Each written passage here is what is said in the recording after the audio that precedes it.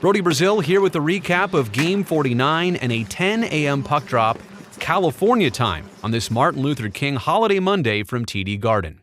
Now, a great game, fun storylines, and competitive both ways on the scoreboard for most of the afternoon, but unfortunately the Bees got the final 4 goals, including 2 empty netters and a 6-3 victory. Now, this was a day circled on a lot of Shark calendars as there were just so many Boston connections to players, coaches, and staff members of this team. Ryan Warsofsky, the Boston area native, his first time as an NHL head coach in a game at TD Garden. Macklin Celebrini, not from Boston, but as you know, was a superstar at BU last season. Will Smith, born in the Boston suburb of Lexington, he had about 100 friends and family in attendance for this one. Colin Graff, the former junior Bruin, only 22 years old, playing his 16th ever NHL game, close to where he grew up. And D-man Henry Thrun, from the Boston area, and attended Harvard. This is your first time playing in this building. Yeah. How does it feel? It's pretty cool. You know, growing up, when you think of the NHL, I thought of TD Garden and the Bruins, so playing here is a pretty cool moment for me. Have you been able to enjoy the moment besides getting ready for the game?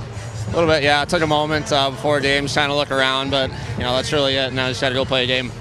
So, what is it for a young man growing up in this area, going to Harvard, watching the Bruins, cheering for the Bruins, and now is it like a dream for you to come true? Yeah, it's pretty cool. I mean, as you said, growing up, want to go to school in Boston, playing the Bean Pot here, and then to have a chance playing the NHL here is kind of full circle. So, yeah, dream come true for sure. Okay, we got to show you this too. Smith and Celebrini preparing beforehand like they normally do, but maybe they were also getting ready to take on the Celtics? I think there was an and one somewhere in there. I mean, if Draymond Green eventually sees this, he'll probably enjoy this, right? It's kind of hard to figure out where that imaginary hoop and rim were, like they keep moving around. Well, anyways, here's our big takeaway from Boston. Simple as this, the Sharks escaped their recent offensive rut. They created chances in this game and cashed in on them. They did a lot of things right. They just did not get the result. It was good to have Yaroslav Askarov back in nets for San Jose. It was his first appearance in 9 days after the illness. He made early stops to keep the Bruins from surging out of the gate. Boston's first 2 goals were pinball plays, and their 4th one came from below the goal line. The biggest Sharks momentum in this game was late second period. San Jose had just killed a penalty, then seconds later got this great individual effort by Fabian Zetterlund to cash in his own rebound to put the Sharks up by a goal, heading into the final 20. Obviously 2 Boston goals plus 2 empty netters after that paints a far different headline on the scoreboard. Speaking of that, headline number 1 for us, a huge congratulations to Will Smith. Nothing like having all those loved ones in attendance and getting to score a game-tying goal in front of them. The effort here was impressive. Smith anticipated the takeaway, he got it. Little pitch and catch with Granlund, then Smith goes short side with the wrister. It deserves another look.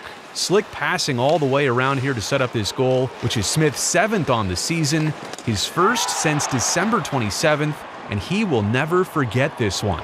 It was a big part of going into the 3rd period with that 3-2 lead.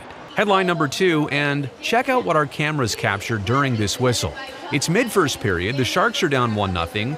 Goodrow and Sturm here on the bench, reviewing their last shift on the tablet. Now, it kind of makes you wonder if the goal they were about to go out and create started with some knowledge right here, right now, from this moment. Simple dump in by Ty Dellandrea, and Nico Sturm will win the foot race to the inboards. He's then able to find Goodrow skating right to the crease. Again, that chemistry, that intention on the play between those 2 individuals, that might have happened regardless, but it sure is a coincidence that prior strategizing with some technology was definitely at play. That's 2 goals, by the way, in 2 straight games for Goody. The Sharks went into the first intermission, tied at 1. It was their first period goal since Game 1 of this road trip. Now, the rest of the Sharks' road trip looks like this: 4 down and only 1 to go. And up next, it's an interesting home-and-home back-to-back with a team that's not exactly close to our home. San Jose is going to see the Predators Tuesday night in Nashville, then again Thursday night in San Jose. The Preds are struggling overall this season, but they will come in riding a 3-game win streak.